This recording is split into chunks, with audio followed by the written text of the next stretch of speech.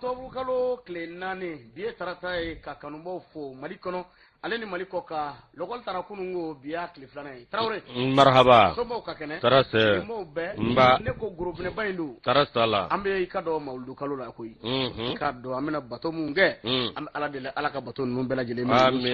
eni ne ambe sijo baminda o kono mamu be ka naje ka do renouveau tele sabula ku fo ku wale nyimondo o mum bi ka na me radio sabula ka folini tamta ka nyesumo koni ye kuna foni gafe wati abi sebe ka do nazarakala eni ne biya ka se ka bama yele mabamangala wala sa jama famba ka se ku tafa do groupe ye groupe renouveau an fana an tege bo ka di ka do kuma so chama mo anolu bi se ka baraka chugo na yusu kere wani ka fe radio so flash woni bana radio benga ni dambe ka baraka la fuku wala nyimondo o jijeni ka fe o radio dambe kelembe o so woni bana me jijana ka ci don fuku wala nyimondo radio yera ko si samarala benga jangine ka fulla sa amoni watina buguni kunga la me bo ka fuli di vie na ka ci don ma amanyina ngam so roba nyuma ko bafanda dem frabola do amba afuninga a wala nyimondo faso kanu la me bo wol se bugula kolo karbu na furum so ku fuku wala nyimondo ka do danti fuli mina ni watina nani ko FM a barakala ku fo selenge ni watina Mamadou Dumyana ka ci do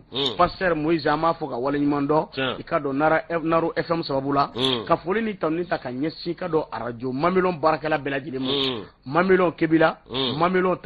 tamani mamilon sigasu mamilon ika do ka fo kulukoro bega ikone nyema ba asigle fleni watina ika do tisa FM kono enyamana daba relati chui ka foninga awale nyimondo ana baranywa belajile chedugu obeka do ka fo kariri konnana jura ka ufe amadi danyona ka chedo ku fu ku wale nyimondo arajo wanto mia arajo aba FM yuwaru ka barakela belajile foningu wale nyimondo mimi tali kay ka do ka fo arajo mimbe ni watina no arajo islamige kolokani ka ufe beledugu ka barakela belajile fo ku wale nyimondo dana FM kinyiba ka foli di bujalo na ka cheduma maraka kungo arajo daka be a barakela ku fu ku wale nyimondo gege ka lambe bo fana ka ufe MC na ka directeur ame foli di ani garbani ka do ka fo murmu ni watina van ame nunu belajile fo ninku wale nyimondo atal ka dum lambe bo siga so ka ufe ka foli ni taminta ka nyesu mo danti foli mina arajo domba ka do a barakela belajile ku fu ku wale nyimondo zumana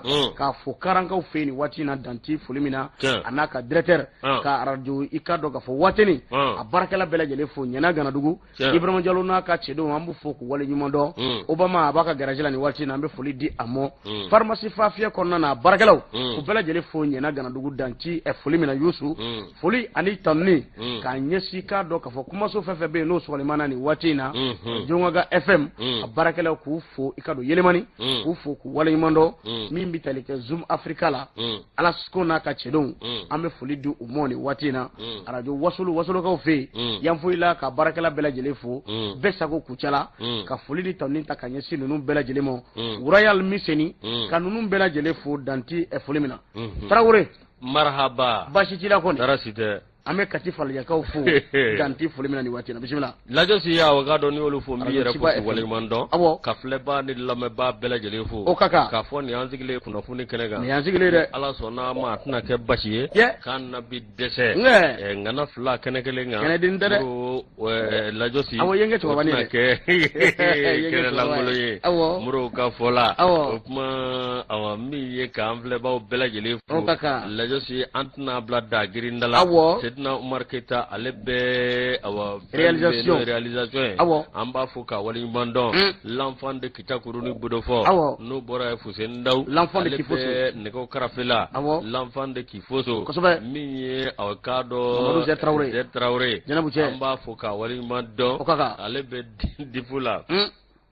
Jamadugo kumbo kefa ka ankoloshi kuyate awa Keita kama bishimla opma la josi anna bla dagiri nala kuna fone folo mbadima ni folo di amamina ni barkaye le républicain ale kumana o yusu minye kado wala ale konindara ikado an wala tara yusu samba fla ani muga ani fla samba fla ani muga ani saba o amen nyeleni lame ba bela jele foni watina amma ina nyeleni andi nyino luko o segu ka fe ikado Drissa Dabele ale ni kado makone o ngorla bi famu ame hafoninga awale nyumando Yusu min ye ka dɔ wala kɔni taara a ko min ye gouvernement ma ɲɛma ala ye danaya da maa min kan nin waati in na n'o ye colonel Abdoulaye Mayiga ye ko kununko kun ye tɛnɛ kalo tile 3 kun don an bɛ octobre kalo la san 2022 a ko kalan ninnu baaraw sigira sen kan Mali fan caman fɛ o de kama min ye ka dɔ premier ministre ye a n'a ka délégation kɔni ye munumunu salo kɔni kɛ école Mamadou Konaté centre de développement fo ka taa se ka dɔ ka fɔ petite enfance Kasila Kasi Keita ka tu labani ka dɔ lycée Notre-Dame du Niger colonel Abdoulaye Mayiga président i ka dɔ Assimi Goïta tɔgɔ la a ye munumunu salo kɛ kumakan min fɔra a ye ni ka baara kɛ n'o kumakan bɛɛ lajɛlen dɔ wɛrɛ tɛ a ko ka lɔkɔli karamɔgɔw fo ni ko wale ɲuman dɔn lɔkɔli karamɔgɔw kabi kunungo lɔkɔli karamɔgɔw kabini bi ko k'u fo ka cɛsiri n'u ka wulikajɔ la ale b'u fo ka da ko jumɛn kan san 2021 san 2022 o kalan forila ka ɲa ala n'u ka timinanja n'u ka faso kanu ko dɔ wɛrɛ tɛ koyi ko garandɛ taara k'an ka jamana sɛgɛrɛ waati min na lɔkɔli karamɔgɔw y'u sigi k'u miiri an kana an ka jamana to i ka dɔn maaw bolo nin cogo in na an k'an tɛgɛ di ɲɔgɔn ma an fasoden yɛrɛ damaw walasa i ka dɔn k'a fɔ bɛn ni kɛlɛ bɛ se ka sabati cogo min na ko de kama ko lɔkɔli mɛtiriw jɛra u ka hakɛ kɔ a waati ka kɛlɛ sonsoro ni ka jamana dɛmɛ faso kanu kama ko ale bɛ o foli ni tamani ta ka ɲɛsin lɔkɔli karamɔgɔw ma u ko o wale ɲuman na an'u ka faso kanu la c'est dans ti ka dɔ foli min na Yusu a ko n'i y'a mɛn i k'a dɔn k'a fɔ i yɛrɛ ɲɔgɔnna kumakɛlaba tɛ i k'a dɔn k'a fɔ i ye jamana ɲɛmaa ye i bɛ jɔyɔrɔ fɛn fɛn la dɔ de y'i kala lɔkɔli karamɔgɔw ka foli k'u wale ɲuman dɔn u ye baara min n'i ka dɔn layidu min kɛ ani baara min sigi sen kan i ka dɔn san tɛmɛlen ta la ko foli ka di u ma sanga ani waatiw bɛɛ lajɛlen la min ye i ka dɔn k'a fɔ premier ministre ka kuma la ale bɛ a ko tiɲɛ don min ye k'a dɔn k'a fɔ lafasa jɛkulu lɔkɔli karamɔgɔw tɔgɔ la u kun ka kɔni mɛnna o nka k'u bɛ na i ka dɔn wara kɛnɛ belebele sigi fasodenw ka na k'u hakilina di n'o kɛra i ka dɔn k'a fɔ fɛɛrɛw bɛ sigi sen kan joona joona walasa gɛlɛya min bɛ kalanko la o gɛlɛya u ka se k'a furakɛ hali n'a sɔrɔ fura caman kɛra la u y'a tubabu furakɛ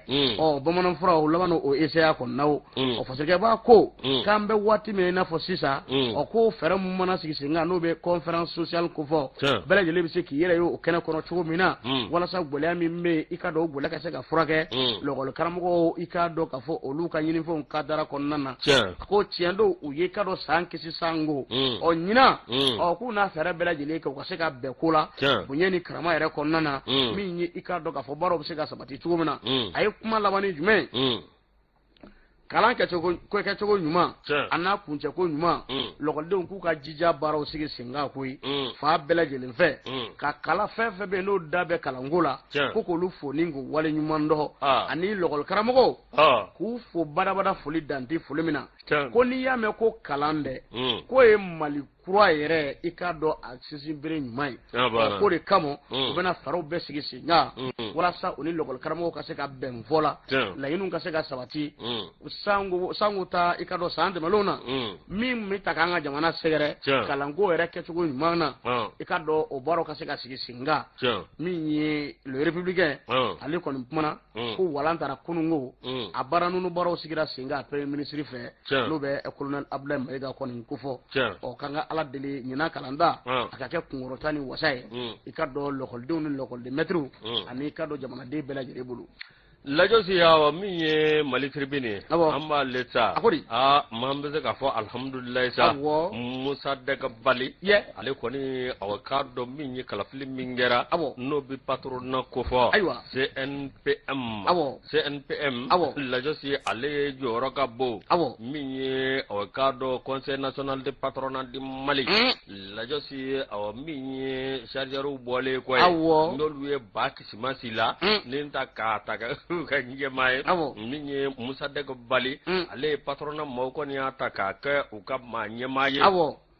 Yalsi awa ma dobe madam Tiribe Aisha ta kone ale ko ya jira ka fo ma se ka fo alhamdulillah ta kala fili mingera ka fo awa minye ma temani mata an wolonvla olu awa kado olu de yukande ka fo awa minye Musa adeka bali ko ka le kenye mai ma temani ma muga ani konondona ma kebe anita an wolonvla olu de ko ni je nan aye la josi awa kado nimba jira ka fo awakado Conseil National de Patronat CNPM la josi abi wati ja momo minye ningo ko ringu misena minye ninguma ko ringu njaledo la josi awakado ka kota kiriga do linga boko ni o cheara minye mamimbe no e Boubacar Asijalo Boubacar Asijalo na le commission de commission provisoire de patronat ikado ma nyema ale ko ni ajira ka fo awabi ye kinyera la din kala flingo ne akera bunyani karama konana minye awakado be jagulu bisabani nani bisabani worola oluko ne jira ka fo awamiya angata ni makele sugandiliye makele mi nuyo sugandi ni bela jele benaka oye Musa deka baliye minye awakado ma bisabani nani na ma bisabani nani jagulu bisabani nani bisabani fla oluko ni je na nai ka fo awakado ni ngo ngala temeni njogo lagoy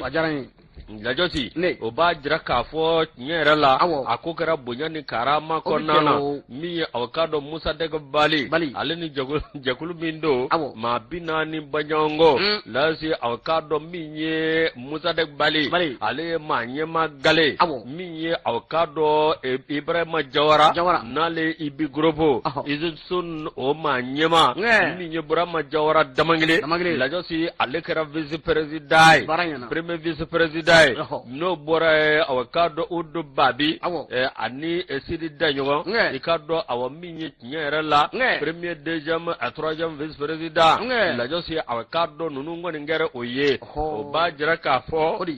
miye anga patrona ngoni ni gangami makola la josi olu bela jele borai akata kiri lawo ne de joba lawo ne de jota lawo la josi ore bana pepe minye ikado dana ma kelenga ngo sugandi ko kaye la josi Musa daga bali ale koni wati mina uye nyomgo ya dama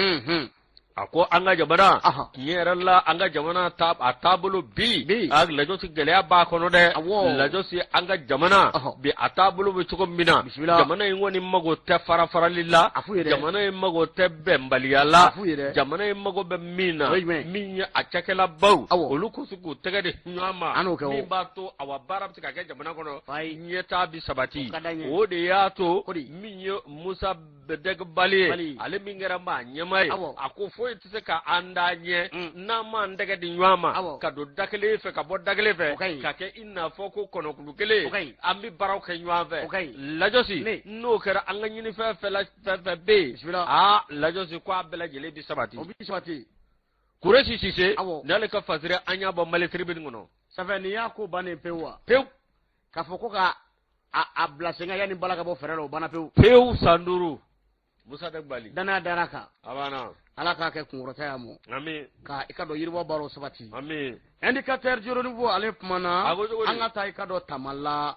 ka ufe o yusu ku ye logol so kura ko ni nzoro ani ye jatemine ke tamala ale ko ni fleni e sanangoroba marabulu konnana kulukoro marala yusu parce que ba ko classe bo saba bonyongo olude ko ni njora directeur ka yoro magasin ani logol so fuka ta se nyego mo abela jele dafara ninga kulumu karli baro sigi singa akara sibiru do kalo kle folo octobre kalo samba fla ani muga ani fla atoko dara joanna o be ka do directeur de l'académie d'enseignement de kulukuru ma nyema ko fo Muktar Ould Umera ko ikado lokol so intoko dara ale dilla ako ala ni jon sababu mi nye ka do ka fo sanangoroba meri olu de chesiri keninga wuli ka jo bele ko ninge tamala ka o be se ka lokol so soro chugumina sanguta atoko dara cheba mina école Muktar Ould Oumera Youssou o baaraw sigira senga a denfaya tun bɛ jɔn bolo le directeur de l'académie d'enseignement de Kalabankoro a fɔ Alpha Maman Touré ka dɔ denfaya tun bɛ ale de bolo nin kɛnɛ in kan parce que b'a ko min ye monsieur le maire Sanakɔrɔba maire n'o bɛɛ i ka dɔn k'a fɔ Amadou Zan Traoré ko fɔ ale tun bɛ kɛnɛ kɔnɔna na Joyila DAE fo ka taa se Buguni DAE ma ani i ka dɔn k'a fɔ jamana faamaw caman ba tun bɛ kɛnɛ kɔnɔna na Youssou diinɛmaw ladalamaw maaw bɔra fa bɛɛ lajɛlen fɛ ni kana kɛ i ka dɔn nin ko in seere nin kolomukarili min n'a baaraw sigira senga min bɛ tali kɛ i ka dɔn lɔgɔliso yɛrɛ tɔgɔ dara maa min na a fɔ i ka dɔn Muktar Ould Oumera ale kɛrɛlakaw a balimasiraw a sigiɲɔgɔn n'a jɛɲɔgɔnw ninnu bɛɛ lajɛlen tun bɛ i ka dɔn kɛnɛ kɔnɔna na parce que b'a ko kilasi bonsaba o de jɔra min bɛna kɛ sababu ye lɔgɔlidenw bɛ se ka kalan kɛ cogo min na bonya ani karama kɔnɔna na parce que b'a ko a bɛɛ lajɛlen fana n'a minɛ don lɔgɔliso o ma jɔ k'a bila ten dɛ u y'i ka dɔn b'anw bila a kɔnɔ fɛn fɛn bɛ yen n'o bɛ kalanko baaraw sabati u ye i ka dɔn o bɛɛ lajɛlen sigi sen kan walasa kalan bɛ se ka kɛ bonya ni karama kɔnɔ cogo min na a jɔra fiyɛfiyɛ min kɔnɔna na i ka dɔn hectare 3 ani tila terikɛ b'a ko a ko sifa wari miliyari camanba de donna a da fɛ a ko min ye dugutigilakaw ye o sɛbɛkɔrɔ nisɔndiyara sango ta tamana dugutigi n'ale ka dɔn tɛnɛma Kulibali ye a ko k'a bɛ foli ni tanuni ta ka ɲɛsin an ka jamana faama bɛɛ lajɛlen ma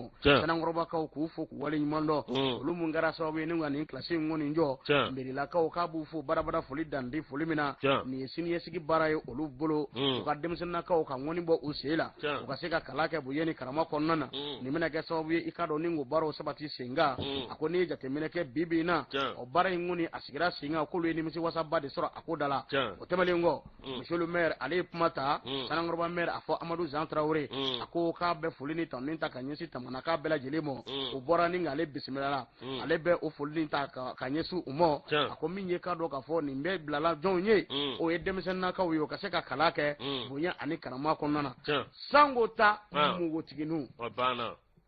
barisabula n'i ye jateminɛ kɛ ni kalanso tɛ yɔrɔ min na npogotigininw bɛ kɔn k'olu don furu la nka nin bɛna kɛ sababu ye k'u hakili to i ka dɔn nin baara in na n'o bɛ kalan kɔni ko fɔ sango ta musow ka kalan k'u bɛ wasa don o ma kosɛbɛ a ko tiɲɛ don kalan ka ɲi ale ye misali ye camanba ye misali ɲɛnamaba don maaw ma a bɛ maaw kala ka don ɲɔgɔn na adamadenya sira kan balimaya sira kan a ko kɛnɛ in i k'a dɔn k'a fɔ a bɛɛ kɛnɛ in denfa fo ka waleɲuman dɔn a ma ɲina lɔgɔliso in tɔgɔ dara maa min na a terilakaw a balimaw a sinjiw Muktar Ould Oumera i ka dɔn k'a fɔ ni ka a wale ɲuman dɔn o kɔni nana ni ka i ka dɔn kɛnɛ ja u bolo o baara in fana ani sɔrɔba bɛɛ na barisabula maaw bɔra fan caman fɛ ni kana nin ko in bɛɛ lajɛlen lajɛ o fatirikɛ b'a ko min ye i ka dɔn k'a fɔ Sanakɔrɔba maire a ye kuma kuncɛ ni fɛn min ye o de ye k'a b'a ɲini tamanaka bɛɛ lajɛlen fɛ u ka denmisɛnninakaw don kalan la walasa siniɲɛsigi ɲuman bɛ se ka sabati cogo min na o tɛmɛlen le DAE de Kalabankoro a fɔ i k'a dɔn k'a fɔ le parrain de l'événement n'o ye kɛnɛ denfa ye Alpha Maman Touré a nisɔndiyara a ko nin kɛnɛ nin lɔgɔliso in a tɔgɔ dara maa min na ko k'a fɔ ni ka a waleɲuman dɔn a ka cɛsiri a ka wuli ka jɔ ale b'a dɔn maa min don waleɲuman dɔn baara don min taara ka Muktar Ould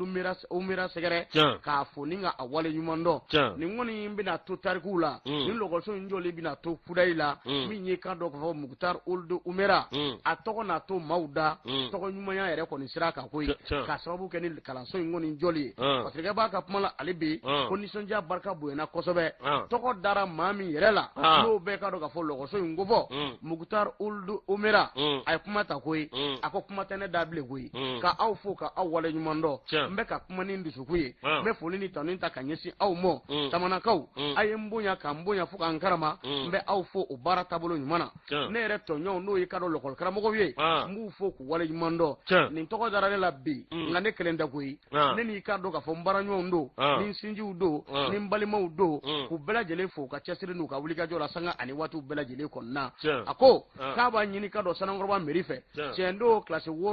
3 kɔni jɔra nka u ka fɛɛrɛ bɛɛ lajɛlen kɛ a ka kɛ dakɛɲɛ ne ye n'a sɔrɔ 7e ni 8e ni 9e don a ka fara kan lycée ka fara kan n'a sɔrɔ i ka dɔn premier cycle don formateur ka fara kan a kɔni y'o kuma kɔni fɔ k'a n'a fɛɛrɛ bɛɛ lajɛlen kɛ o baara bɛ se ka sabati cogo min na Adama Jabate i k'a dɔn an tun ye tɛnɛ cɛ de bila ale ka taa k'o bɛɛ lajɛlen lajɛ ale min sɛbɛ o kɛra nin ye Yusu ko ala ka kɛ kunkɔrɔta ye araba yabade anna foka wale mando lajo sinanyo bla ambeta sebenda sebe minna mata o soir de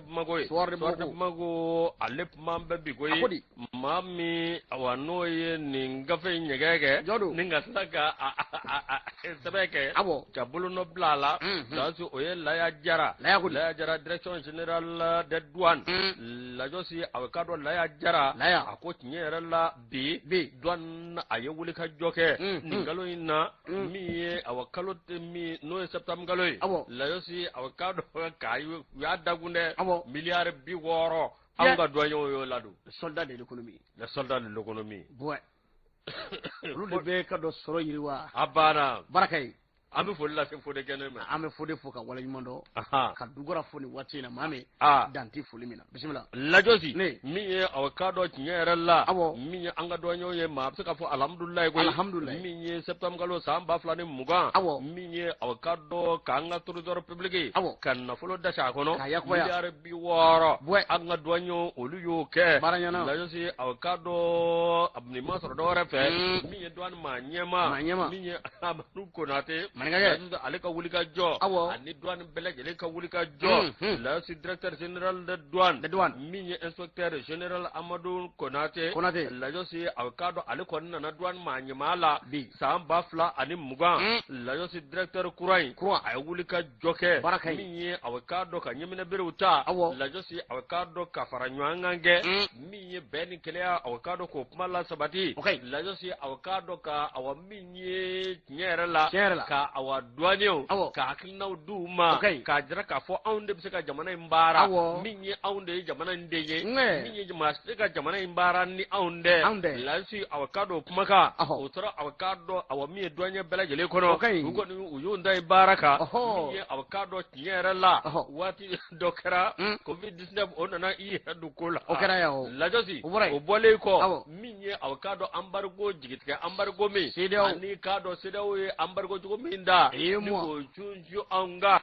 lajosi awe kado ni mbele jere kera fiye ye lajosi no tebra ka boye min ye gele aba mi be nya kono bi no bi talika irisi ani Ukraine olu ka gele aka lajosi o kera bo bele jere kera koye ko mi na ye awa gele ado do nyo ka bara la na berata awe kado do na manyema min ye aka wuli ka jo lajosi o ya to min ye awa so ni min ye awa uniform me ka ke soro fenye ningalo ina lasi mashi kuma sigina ka fo awakado anga douane o milliard bi woro nyana ko bise ko lado aha lajo su yo lado uyu jo kolola wa baraka nga ke chuko minaw yaki ça c'est le mois de septembre le mois de septembre c'est le mois abana le mois de septembre baranyana lajosi ni ye jati mineke min ye awkado tinyere la inspecteur général Amadou Konate ale a ye wuli ka joke min ye awkado tinyere la mamunu be n'olu ye flamer kebaw ye nambolu wuli ko contre banu lajosi awkado samba flani mugani kele min ye don aka chakero olu yu teke da fenja manga min ye awakado sanun do bola sanunu nu mate masira nyuma fe no tabana ka boy phobia bola o ma tabaka boy min ye awakado awa min ye furakse jugu do bola ani dorogu jugu bola lazo ma tabaka boy ikado awa min ye she nyene munumbe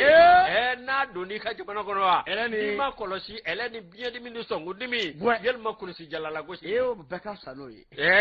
no koni e chwa ko zoro e koni ka ko bane pelegete la josi wala saka jamana deun kisi ika do bana jugu ba la su ko ne dangare ni sira bela jelela min ye awakado nyere la ba ka fo awa min ye douane ma nyema Amadou Konate min ye awakado aye wulika jo minge aka wulika jo ni sababa benago ma bi ka fo alhamdulillah la si awakado min ye nyere la ba ka fo ali kosaina milliard woro o kera ka douane ajaba la kurajo min ye awakado colonel Asimu Kocha ale ni ministre de l'économie et des finances Sanuja olu tarakata awakado kurubo galila barayana lajosi ne no borai ibai ka fo jonyo o tambe kadeni ma nyemama no ye awkado amanu konate o ma tebe ka boy lasi awkado minye tinyere la ibai ka fo anga dwanyo minye awkado olu ye joro flanoy munum ba joso anga jigne bakono no ye anga trésorier ka wagane sonzo barakai lajosi milliard bi woro o ko te ko deli ko den dere o bamba fo anga soldat le kono muye ko bravo et courage ala ka nguna ja disebe ani bo soirée de magogo no indicateur juro nouveau ale pana yusu Burkina ni Mali fukata se la Guinée mo a coup d'état duru sa fla konnana abe militaire wi abana fasirike ba ko mi ye fanga dafri ye ko fiye tira farafina konnana o yusu farafina yoro juman fe ko musumud la bolte beno ngo ka boy démocratie fiye tira jugo mi ko farafina kilibolo ya vafe ka daminɛ kalo kile 18 la utu kalo san 2000 ani muga kana bila kalo kile 30 la septembre kalo san 2000 ani muga ani fila an ka Maliba Burkina Faso la Guinée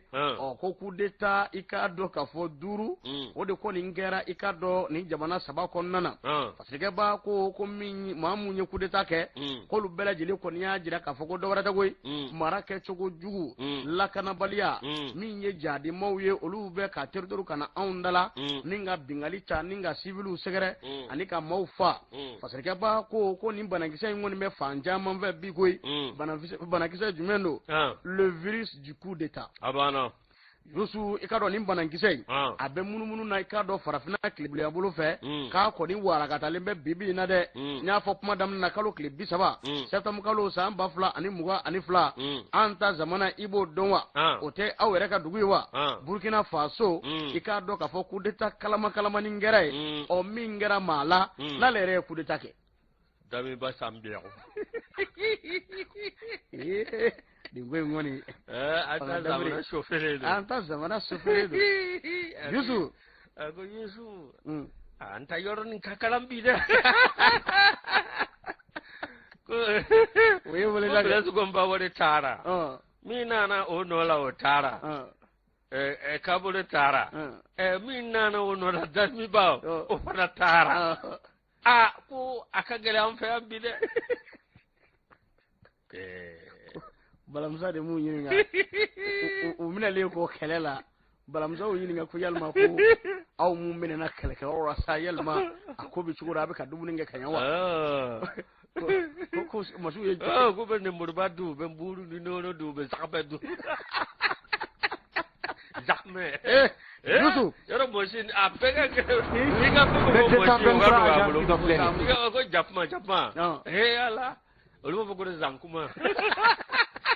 tɛmɛni Madrid Yusu parce que ba kumana a ko transition min tun bɛ sen na n'a ɲɛma kun ye i k'a dɔn Paul Henri Sadao Damiba ye Yusu i k'a dɔn k'ale fana ka fanga n'a ye i k'a dɔn a dafiri a ye jɔn ka fanga dafiri Roch Marc Christian Kabore o kɛra i k'a dɔn janvier kalo tile 24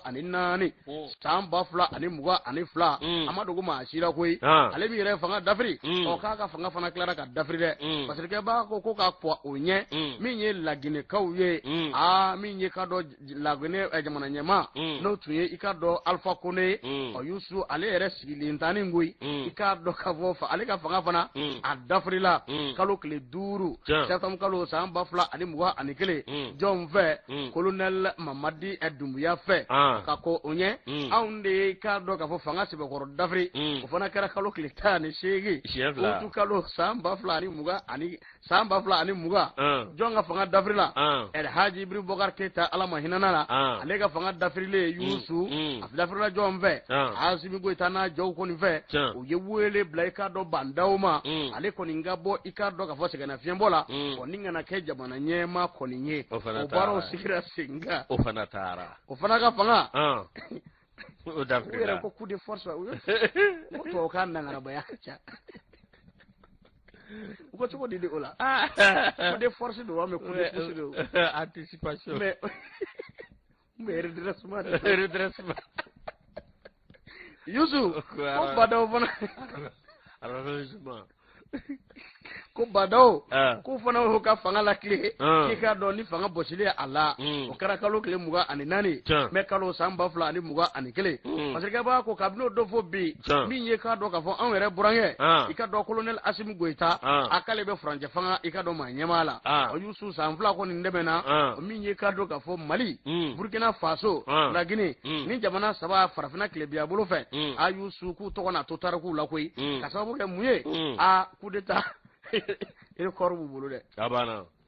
fasirikɛ b'a ka kuma la ale bi a ko min ye nin coup d'état ninnu n'i y'a ta k'a lajɛ i b'a ye minɛn kelen kɔnɔ n'o ye caman kɛ mɛ k'i dalaminɛkala kɛ fɛn min ye anw fɛ i n'a fɔ Burkina Faso i ka dɔn caman y'a jira k'a fɔ ko mara kɛcogo kɔni man ɲi ani k'a dɔn k'a fɔ lakanabali ani banbaciw olu kɛn bɛ ka kɛnɛ minɛ bi o de kɛra sababu ye u ye fanga ninnu caman i ka dɔn ni ka a dafiri i bɛ maître Cheikh Umaru Konare dɔn wa ale y'i ka dɔn k'a fɔ chroniqueur ye politique bi na kun a bɛ a hakili juru cannen don kosɛbɛ a y'a hakilina di a ko kɔni nka a ko n'i ye nin yɛrɛ ta k'a lajɛ anw ka jamana kɔnɔna na ani ka dɔn k'a fɔ kɛrɛnkɛrɛnnenya la le colonel Damiba ale ta o k'a ye fanga dafiri waati min na danaya tun b'a kan koyi bari sabula i k'a dɔn k'a fɔ baara taabolo kun ka ɲi nka a taara se yɔrɔ dɔ ma a danayabaliya nana don dɔɔni ani i ni k'a dɔn k'a fɔ fasodenw ni ɲɔgɔn cɛ u nana bolo ja ye k'a taa fa kɔni dɔn o de kɛra sababu ye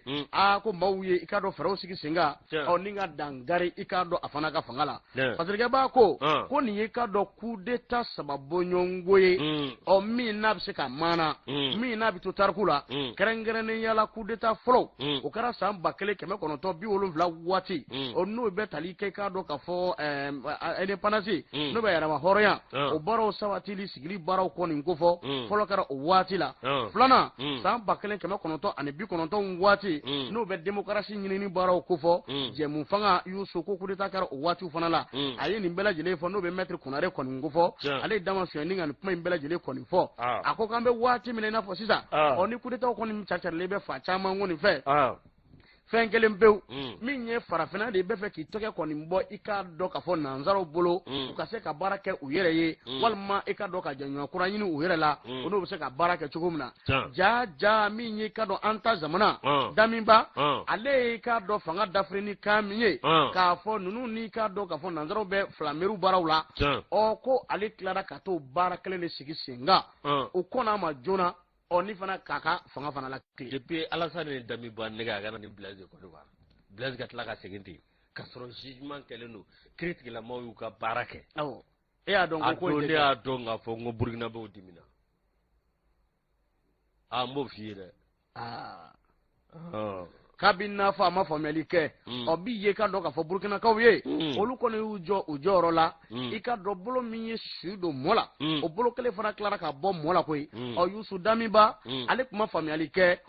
bi na fasodenw kɔni y'u jɔ u jɔyɔrɔ la k'a jira k'a fɔ an mago bɛ min na bi k'an bolo bɔ Faransi bolo pereketewu k'an bolo di jɔn ma Russie k'o de hakilina n'u baaraw de b'u la nin waati in na ko n'i ye farafinna yɛrɛ ta k'a lajɛ kɛrɛnkɛrɛnnenya la fasodenw k'u bɛɛ fɛ ka na ni fiɲɛ kura ye min bɛ kɛ yɛlɛma kɔni ye farafinna i ka dɔn jamana bɛɛ lajɛlen ma min bɛ kɛ sababu ye an bɛ se k'an tigɛ bɔ nanzaraw bolo cogo min na jɔnjuru baaraw bɛ se ka tigɛ cogo min na hali bi hakilinaw na walasa i ka dɔn k'a fɔ hakilina kura ka na faso ka se ka yiriwa jamana ka taa ɲɛ k'o baaraw de sigilen bɛ sen kan 5 coups d'état militaire en 2 ans Burkina Mali Guinée o ma an ye filaninw de ye an bɛ sabaninw lajɔ si ye ala k'an kunna diya a jamutɛnɛ nin y'ale ka fasiri farafinna yɔrɔ tɔ bɛ yen ci yɔrɔ dugu an y'a bɔ a kɔnɔ lajɔ si bisimila an ka taa an bɛ min fɔ min ye hali bi ala ka basigi la n'an ka jamanaw kɔnɔ coup d'état nafa t'a la nka kuma dɔw a bɛ ko don i ma kariman b'a mun de an ka taa sugu la sugu la bilen wa an ka taa sugu la commerçant Ablaye Mayiga an b'a fɔ ka waleɲuman dɔn a n'a furumuso madame Mayiga Mariam Diallo k'an ka cɛkɔrɔba fo min a ka dɔn n'o ye an bɛ ɲɛ an b'a fɔ Kayiba Jabatɛ k'a ka dugawu kɛ jamana in ye a ka dugawu kɛ jamana in den bɛɛ lajɛlen min ye an ka cɛkɔrɔba ɲuman Lasi an tɛ don kunnafoni kɔnɔ kunnafoni an ka don a kɔnɔ min ye a ka dɔn cour d'assises de Bamako min ye ale kɔni sigira adama man jabate ni ya leka hika do fatriye min ye murka do be no shekne konate a ika do ko ne abla san saba kasola ka ye bingali ke musoka min ye kurda sis de mako akala musaddu awakado akasigili min yera ninga kritike awakado shekne konate alere akabara ye muriyae a shekne konate mi ye nyera la jalaki min dambe ka zagare mi ye aye madobe no salifu kulubali ha salifu alike ekama yagli minote manate manaje o to mana jam to madu salmu kulubali minye ale ko ndara kata ninja infe o ya soro kungulo di mingale do bala nyera la ayo kungulo di mingale furage salmu re ko ni amma salmu kulubali minye ale ko mawle tura adiso jara ako nyera la ni maka bara do atlara ka fo murke ko nyera la ne kungulo ko ni iya ndo ya ngagale awara bene kana furmuso ati de soro de barawu batzamoru bismillah okele min salifu kulubali yo fo wati mina shekne koko alhamdulillah no ko ni awkado on yumuri ni awkado nyerla do nyana chama wurage hali musodobe awkado ne boro luka dugula yo bele lumbele gele furage ni awkado nyerla okele awa min salifu alena furmuso salifu asitu togola asitu togola kado alena furmuso ayo cheka ta noy minye awkado murka koni abo bara minye awkado madola murka koni mo waraka kafo ka na fora go law ko jina bo nofe minye awkado ko waklo bo nofe lazo sikalo no kala kaboy o kala de la re mado abi mo ga liminga musola ikado o mani ha ko chogodi umani ibo kororo abim so jene karabogo wala daringele ma murka dangele mote lajozi minye awakado nyera la ani awakado numbela jelebe dugule gono muso flower be lajozi awakado atebana onu furakale sira bela jele jale ka furakale abella ba mina lajozi awakado minye nyera la abilla ba jene sira de ka boga ke to minye allaba minye madobe no mariam dikoy ikado nyera la ayada tudla kada jabala minyo ode allabo kenema allabo le lasi awakado minye nyera la mi oluka mawko taraka ta ko da famo loga fai uya che kata nai kiri kereka kolosi da bolo anaka kolosiya anaka kolosina ka golo karamo tale anaka wala ha anaka dabaji uya be che kata na anaka jamu tale kele naisa minye jaja dora frabe go jelika jara aye ko la se numbele jelema mi awakado ni ma ko fele wi ay wi critique mo ba nyilinga ayi challa tuko sugo bele jelela ati jola ayi ma jola de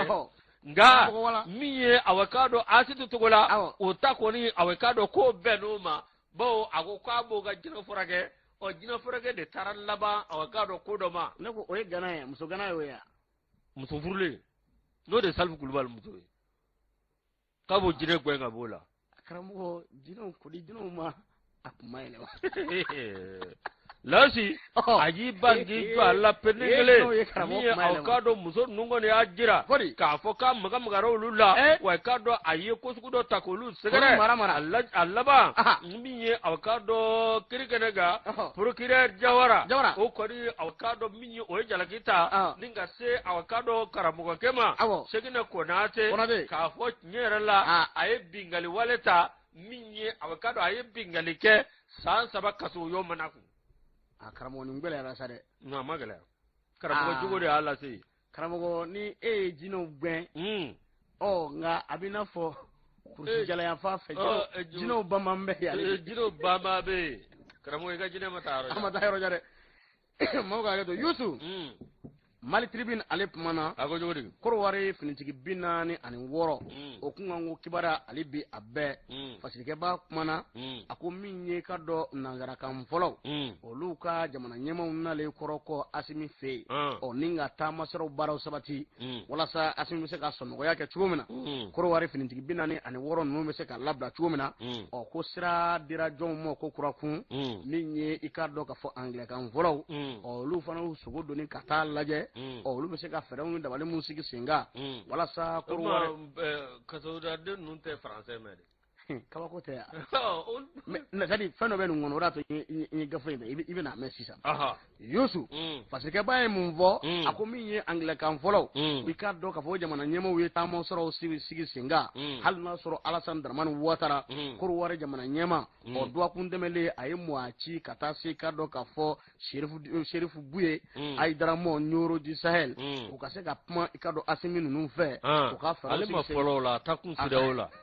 n'a kun fɔlɔ l'o la dɛ Buye kun se ka denmisɛn ninnu na de ka fɛɛrɛ sigi sen kan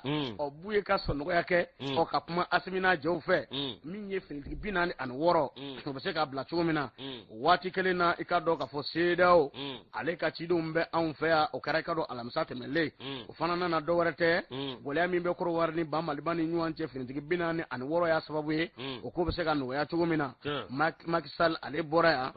i ka dɔn k'a fɔ o tɛmɛnlen kɔ min ye Faure Gnassingbé o Togo président Macky Sall ye ka dɔn Sénégali ta ye ninnu bɛɛ lajɛlen ye wulikajɔw kɛ a ko kɔni da la min ye ka dɔn k'a fɔ olu ye nanzarakan fɔlɔw o kɔni jamana ɲɛmaaw ye nka o tɛmɛnen kɔ u ye fɛɛrɛw sigi sen kan min bɛ tali kɛ Anglɛkan fɔlɔw olu ka i ka dɔn jamana ɲɛmaaw la olu fana wulila ka na se Asimi ma k'a ɲini a fɛ n'u bɛ tali kɛ i ka dɔn k'a fɔ Asimi ale ni i ka dɔn Nana Akufo-Addo Ghana président fo ka taa se Adama Barrow Gambie président ma i ka dɔn o nana ka na bɔ Asimi ye a ko la k'u ye ɲɔgɔn ye u ni ɲɔgɔn cɛ a bɛ fɔ min ma nanzarakan na ko huis clos u yɛrɛ dama ni maa wɛrɛ tɛ don u kan maa wɛrɛ tɛ fara u kan u n'a baara kɛ u ni ɲɔgɔn cɛ nka o waati min o baaraw bɛ ka sigi sen kan fasirikɛba ko Asimi u ye mun kɛ u ko min ye finitigi 46 min bɛ yen ni Korowarikaw ko k'olu ka cɛdenw don k'u bɛ i ka dɔn k'a fɔ anw ka jamana bolo yan n'u kɛn bɛ ka don kaso la Asimi sina ka wele bila ko 4 gana président ninnu ɲɛkɔrɔ 4 nalen o finitigi 46 la a ye 4 wele olu kana ɲɛfɔli kɛ i ka dɔn Nana Akufo-Addo ale ni Adama Barrow ni ɲɔgɔn ye ka u nalen k'a yirala k'a fɔ ko Sud-Africains ni Sierra Leone ni Karikaw don Ivoiriens tɛ olu tɛ français mɛ anglais kɔ olu tɛ kpajo dɔn u tɛ kofi dɔn olu kɔni bɛ k'a bɔ plus Asimi kolo baara kɛ ko ninnu nalen n'u bɛ ka kuma jamana ɲɛmaa ninnu bɛ ka kuma bɛɛ lajɛlen bɛ k'i ta fɔ an bɛ deli an b'i la sabali ka sabali k'a sina k'a fɔ finitigi 46 min bɛ yen ka maa 4 tɔmɔ olu cɛla u kana kuma u ni ninnu ka se ka kuma o kumalen Anglɛkan min bɔra ani kumakan min bɔra olu da ko Sud-Africains don ani Sierra Leonekaw don o b'a jira k'a fɔ ko Korowarikaw tɛ o yɔrɔnin bɛɛ lajɛlen la min ye ka dɔn wulikajɔ kɔni kɛra Sierra Leone jamana ɲɛmaa a fɔ Julius Maada Bio o fana ye fɛɛrɛw sigi sen kan joona joona o dugujɛ ni kana taama la délégation kɔni fɛ kana a yɛrɛ lajɛya k'a fɔ k'olu sen tɛ nin na o bolo tɛ nin na u tɛ foyi kalama a ko la k'a bɔ plus o ye daga o ye tisi anglais de ko apprenti wele chauffeur k'a bɔ plus o ye daga Yusu ko yɔrɔnin bɛɛ lajɛlen la o dugujɛ min ye ka dɔn Sierra Leone ale jamana ɲɛmaa ye k'ale kɔni nana ka na a yɛrɛ lajɛya k'a fɔ a tɛ kulu ju la a ma maa bila ka na min b'u bolo yan ale m'u ci Yusu k'a ko in kɔni bɛ nin cogo in na aw b'i ye k'a dɔn k'a fɔ ni jamana Macky Sall ma sɔn ka na ni jamana ɲɛmaa e ma ye Togo président ma sɔn ka na ni jamana ɲɛmaa filaw u nalen kɔrɔ kɔ u bɔlen u ni Asimi bɔlen ɲɔgɔn ye la a kuma journaliste ko journaliste Adama Barrow ko non c'est bon ko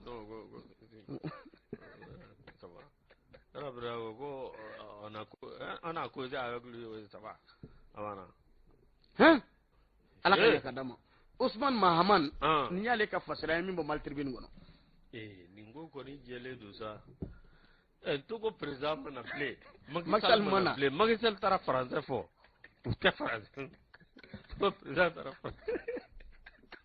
I don't understand French. No, for the.